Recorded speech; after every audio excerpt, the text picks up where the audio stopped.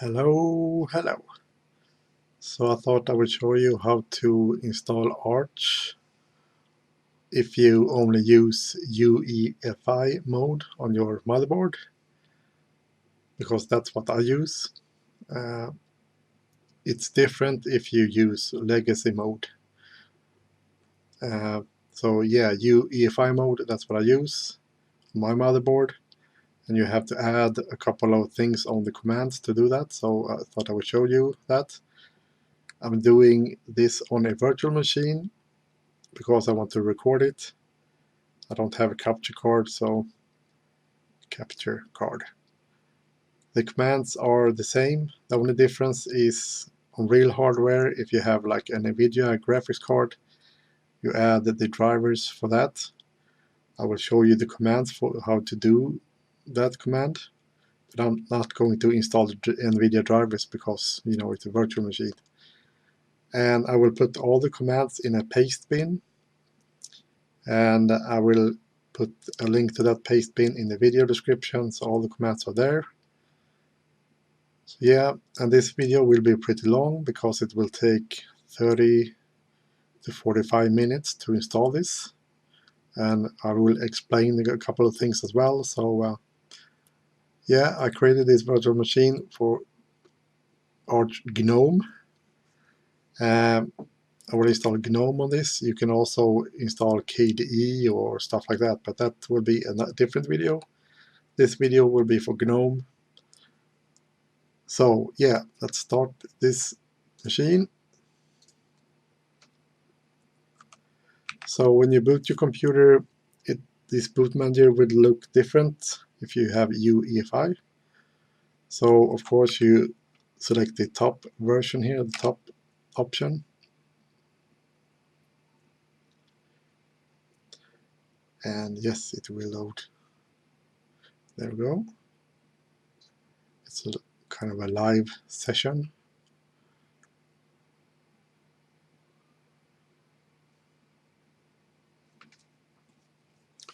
All right, so let's start. I use a Swedish keyboard because I am from Sweden. I live in Sweden, so because of that I need to load the Swedish key map for my keyboard. If you are in America and use the American keyboard, you don't have to load the key map. So I only do this because I want to have Swedish thing. Load keys, SEIR 209. Okay. Time, date, CTL, set NTP true. Time, date, yes. Now we're going to partition the drive, and you can type lsblk to list the drives, and it might look different for you, but the one I'm looking for here is the middle one. There says SDA. So if you have a regular mechanical drive or a regular SATA SSD, it will say SDA. If you have an NVMe drive and M.2 NVMe, it will say, instead of SDA, it will say NVMe 0N1. But right now you have this SDA. So to format that, CF disk, and then you select that drive, SDA. And since you use UEFI, I suggest you also use GPT for those drives, or that drive. So just press enter, and here you see the top there is free space, and at the bottom you got a couple of options. So I want to create different partitions, so enter, press enter there for new. You see the bottom left there. So the first partition will be the EFI partition. So that will be 512 megabyte, like that. And then you see the green text up there, it says free space, so you need to select that, create a new, and this will be for the sort of system drive, or the root drive, and that will be 32 gigabyte for G. Press enter, and then you go down a step, select the green there, create new, and this will be a swap drive. Some people say that you don't need a swap drive, but I say you do, because some software would like to have a swap. So, and the size of the swap depends on how much RAM you have. So if you have 16 gigabyte of RAM, I suggest just 16 capital G, and select the green, and now you need to create a new partition. This will be for the rest of the drive. So you just press enter here. And before you actually quit, you need to actually write this to disk. So at the bottom there, select write, press enter. And you can't just type Y here, you need to type the entire word yes. Press enter. And now you can actually quit. Right, and now you need to format the partitions. So let's see, we'll go down to that. And the first partition will be the UEFI file, and that should be FAT32. So FAT-F32 dev SDA partition 1.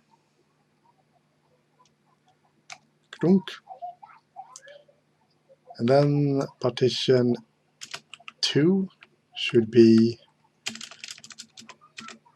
ext4.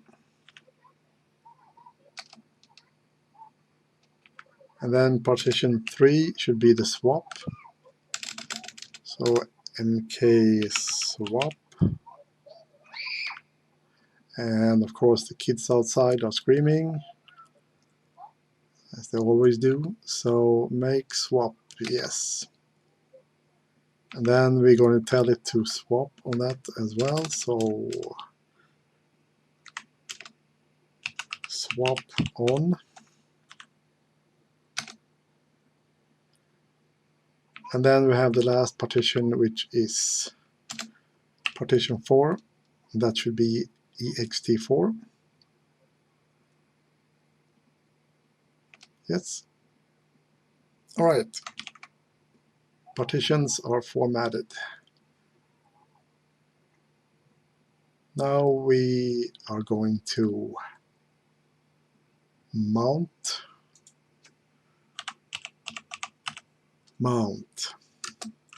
/dev SDA2, and should be /mnt, and then mk make directory mnt/home,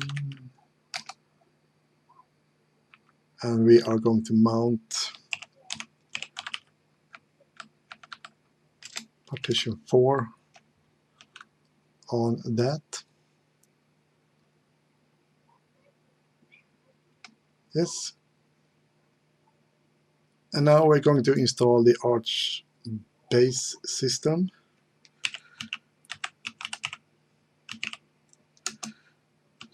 /mnt base. Yes. So now it will start to download and then install. And you can edit the package mirror list so that it will download the packages from close to where you live. I do that actually afterwards. It's easier. I had some issues with the controls in Nano because that list is super long. And if you choose the servers that are close to you, the packages will download faster. And I live in Sweden, so I'll only select the servers that are in Sweden. If you are in India, select servers from India or nearby. If you are in the United States, only select United States servers, and so on. And this installation here will not take too long, but when you install the desktop environment, it will take a lot longer. So I will actually skip that or fast forward or whatever, because that will take at least 5-10 minutes. So yeah, let's see, this shouldn't take too long.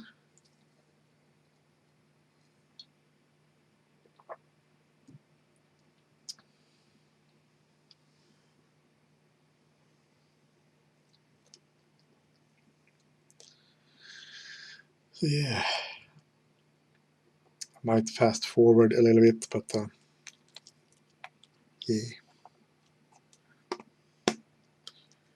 You see what I mean there? It takes 2.5 megabits. I have 100 megabit connection, so it should go faster. So that's why you actually select servers or package servers that are closer to where you live, so you can download packages faster.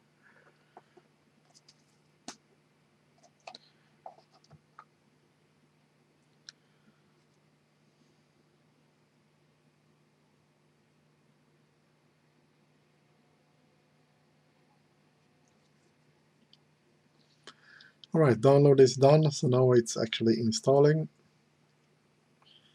the base system here. Remember, this is just the base system. You need to install a desktop environment later on.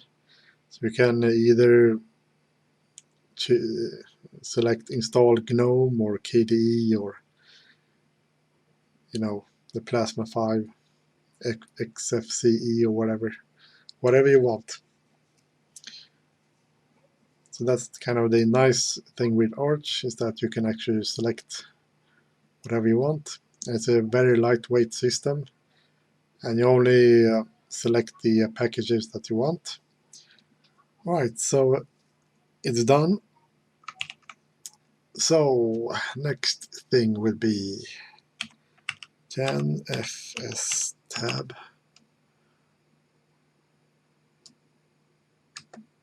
dash capital U MNT yes, MNT, that one, to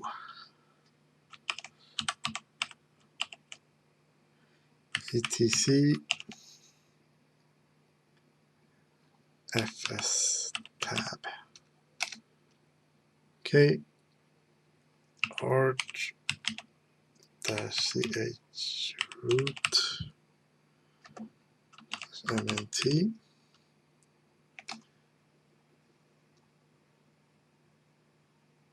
and then we're going to install the time zone sf.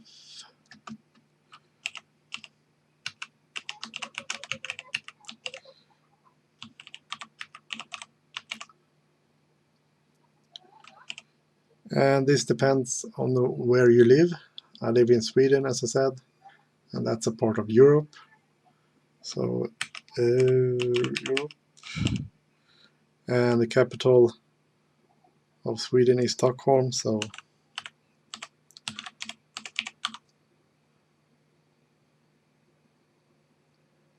and place that in etc local time. Right, and then hp clock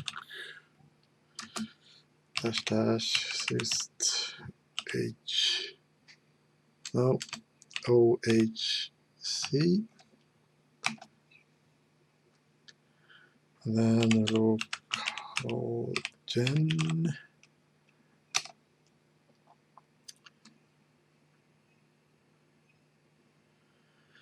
Okay, nano etc local.conf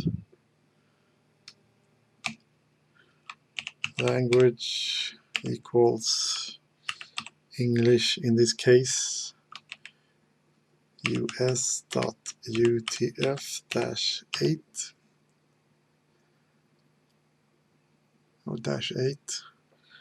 Control O, enter to save, then Control X to exit.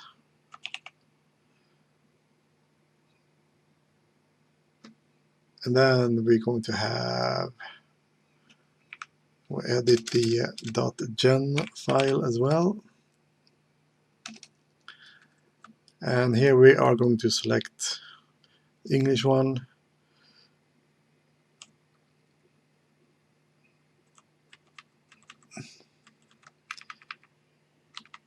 See here it says EN US. And as I said before, I live in Sweden and I have a Swedish keyboard. And I want to be able to change the layout in the in GNOME later on. So I'm actually going to uncomment the Swedish ones as well.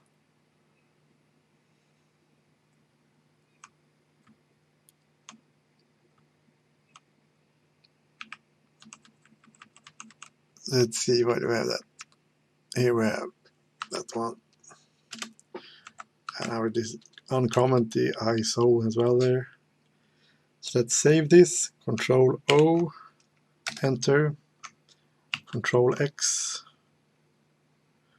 Control L to clear. Then we need to do the local gen again to activate that.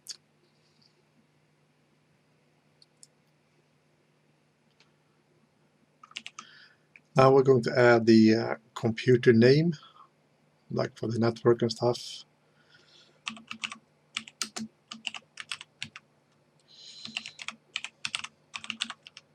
Host name, yes. And you can name your computer whatever you want. In this case, I just name it -GNOME. Control O, enter, Control X. Then we're going to edit the hosts file. That's going to be 127.0.0.1. And you need to press the tab key here. You can't use space. You just click tab once. Localhost, and then :1, tab twice, and then 127.0.1.1. That's going to be your host name, your computer name. Again, -GNOME dot local domain, and then you press tab again, and then you type your computer name again, so arch GNOME. You're done. So now Control O, enter to save, Control X. All right, that's that. Now you need to install the network manager. So pacman yes, network manager. Let's enter.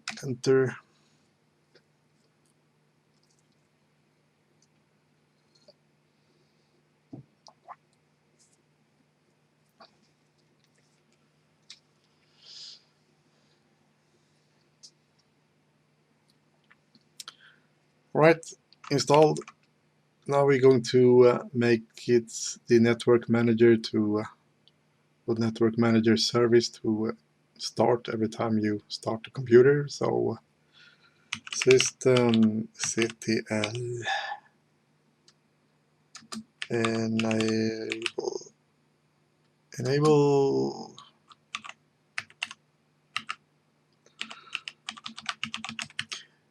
and you need to type it exactly like this with capital N and M.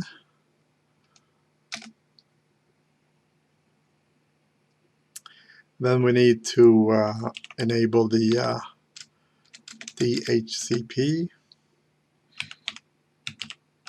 CD like that. Right, now we need to create a password for the root user. So password, not just password yet, and then you type the password.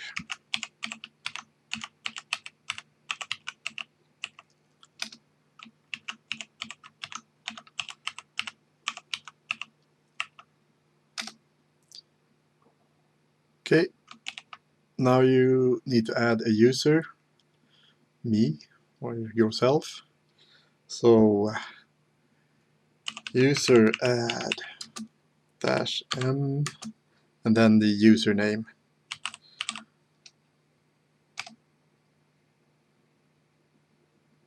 Then we're going to add a password for that user.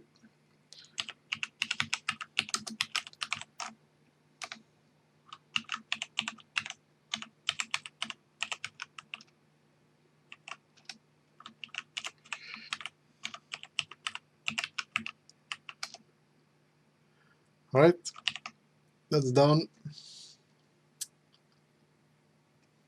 Now we're going to install sudo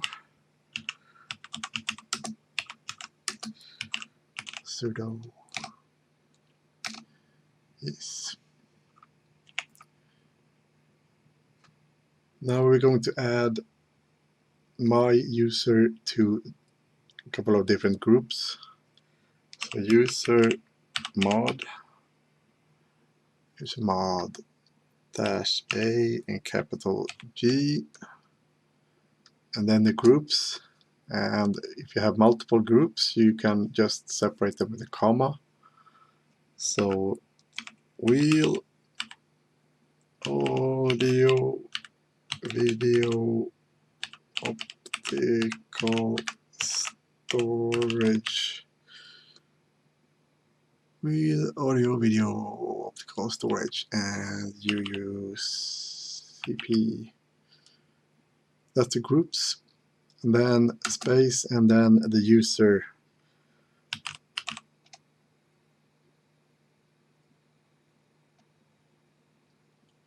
Yes, like that. And now we want to be able to every user to execute commands or any command. So editor equals nano y sudo, and you are going to go pretty far down here, and you see where it says uncomment to allow members of group wheel to execute any command. So underneath here you see it says wheel all. So you just uncomment that one, and then Control O, enter to save, and Control X. Alright, that is done. And now we need to do some grub or bootloader stuff here. So pacman as grub. And here's the difference when you use UEFI. You need to add a package here called EFI boot mgr. Like that, and you press enter, install. That was quick, clear, and then I'm going to make a directory called boot EFI.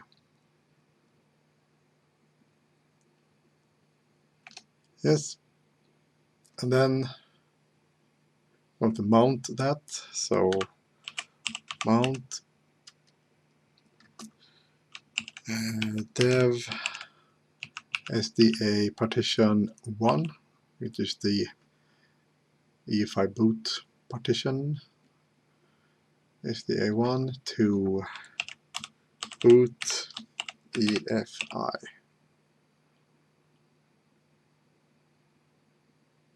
Yes. Then we're going to do grub dash install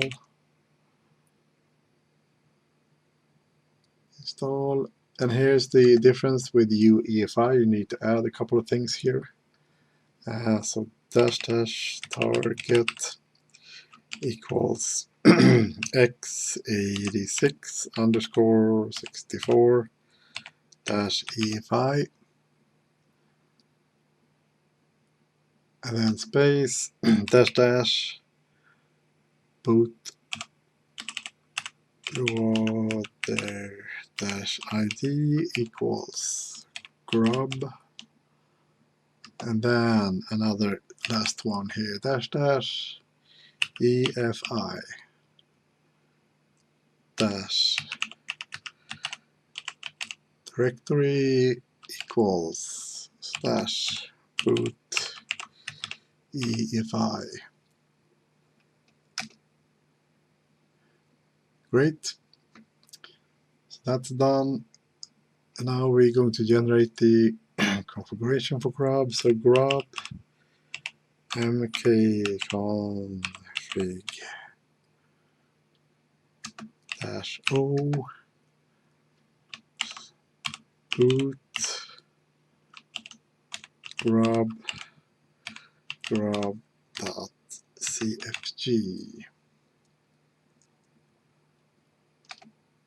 Like that. That's done.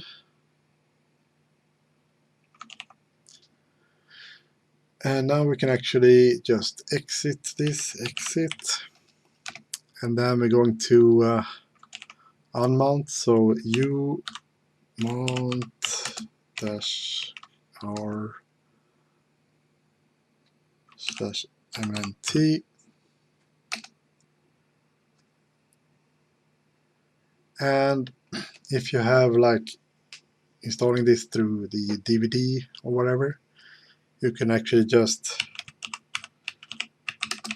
tap shutdown. Oops, wrong one. Shut down now, like that, and then you take out the CD and then you start the computer again, but it will actually do this automatically for me, so I just do reboot now, like that, and you get this option here. Just press enter here,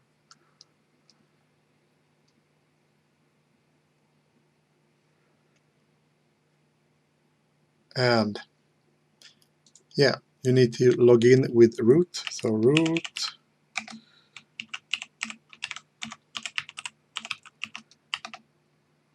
like that.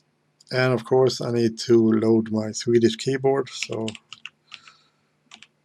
keys SE-IR209.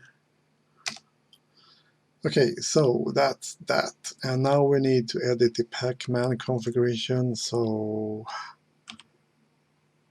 nano etc pacman.conf.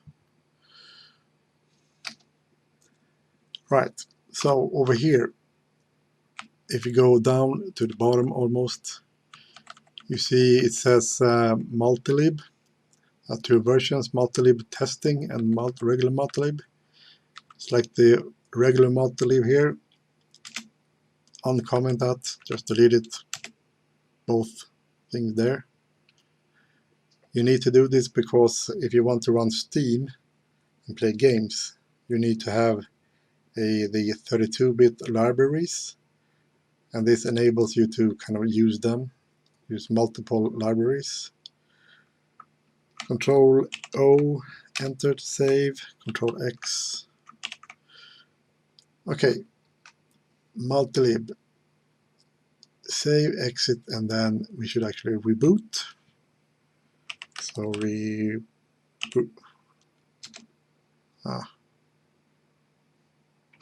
Let's see, reboot now.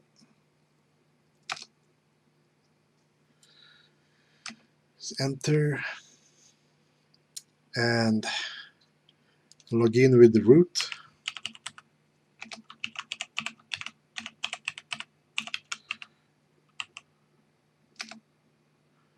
All right, just check for updates. So pacman SUI. Okay, I need to load that first, of course. So load that. Pacman dash. Right, and then here comes the part where you're supposed to install the graphics drivers. I only used an NVIDIA card, so if you want to install the NVIDIA graphics drivers, you do it here. And I can't really do it right now because it's a virtual machine, but I can show you the commands for it. So, and of course, I have the commands in the video description link there. So first, lspci -k, that, and then grep -a space 2 capital E, and then VGA 3D. This will check what kind of graphics you have.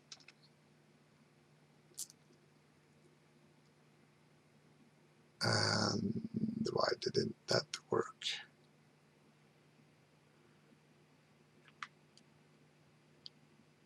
lspci-k grep A2E.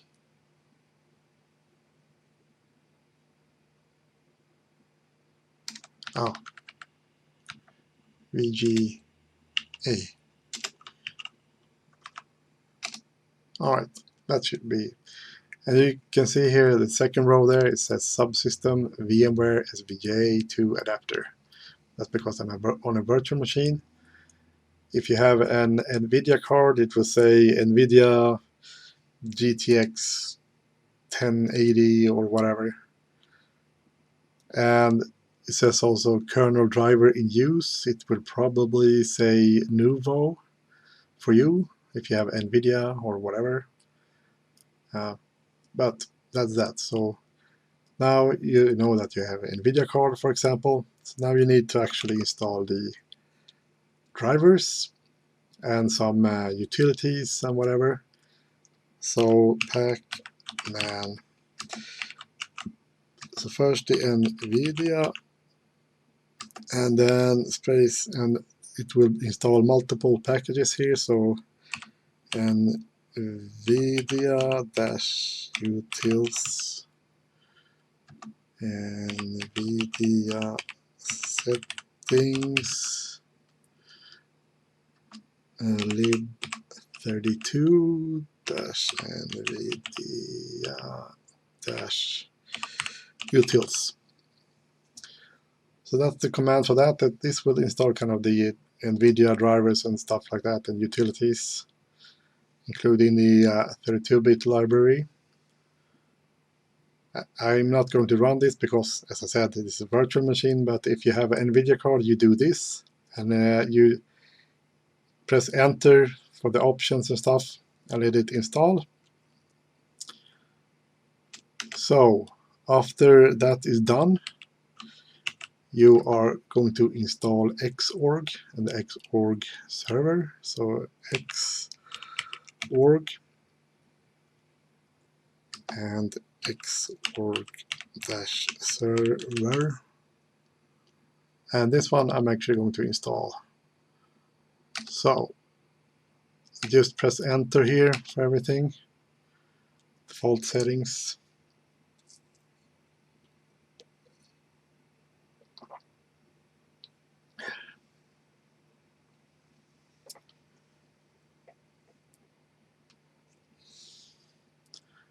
All right, so that's that. Yes, so we're downloading stuff here.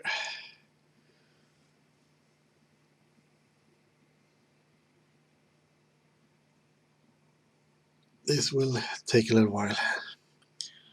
Let's see.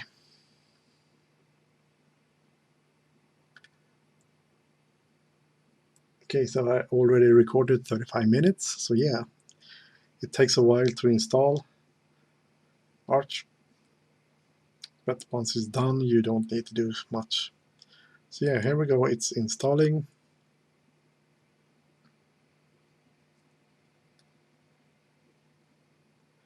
All right, it's done installing, so clear this server, and if you have an NVIDIA card, you can generate the xconfig save file by typing nvidia-xconfig. Press enter. It's going to say, well, can't find that file, generating file, and it's done. So that's that. Then you need to reboot. Now start it up again like this, and log in with root.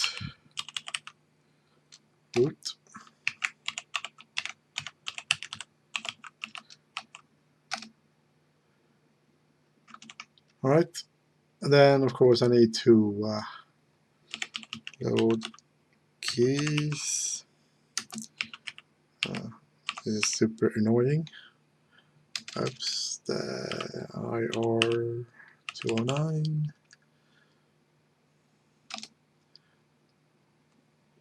All right. Now we're actually going to install the desktop management, and this video is for GNOME. I will do a different video for KDE Plasma 5. So let's see. We need pacman, and we need of course GNOME, and I'm also going to install GNOME Extra, because Extra also includes like the disk manager. So if you want to be able to format and partition disks with the graphical interface, you need the GNOME Extra. And then we need the sort of display manager for GNOME. It's called GDM. And then we need some audio stuff here, so Pulse Audio, and also the ALSA for that, Pulse Audio-ALSA. And then we need cups. You need cups because it's basically a print server or print manager. So if you want to be able to use your printer, you need cups. So that, just press enter here for everything. Yes.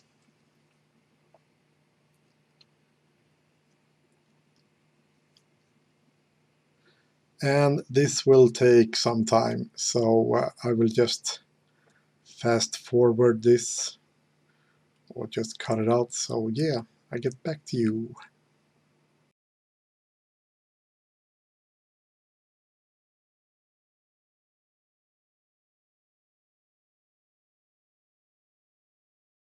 Okay, it's done. So clear this, and we are almost done with the installation. So now we need to enable the GDM. So sys system enable JDM, and then we need to enable the sort of print server kind of org dot cops dot cops b dot service dot service,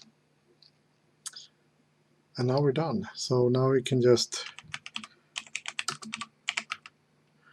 reboot now, and we should now be getting into the login screen for GNOME. Yes, nice.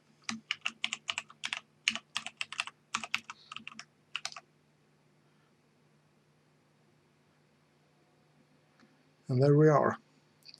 So while we're here, we go into settings and region and language. And if you've done correctly with the local gen stuff, it says English here. Otherwise, it says universal or something, Unicode, whatever. Formats, for example, it says United States. I'm going to change that because I live in Sweden. So click the dots here, and that, done. And then I'm going to add my Swedish keyboard here, so the dots there, Swedish, and then Swedish, add, and remove that. You need to restart this session, just log out.